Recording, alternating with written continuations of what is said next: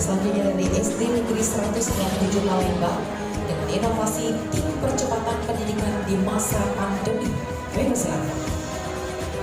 Ya, tentunya untuk sekolah-sekolah lain yang belum berhasil menjadi finalis top 20 atau finalis top 10, jangan berkecil hati, tentunya terus tingkatkan kreativitasnya untuk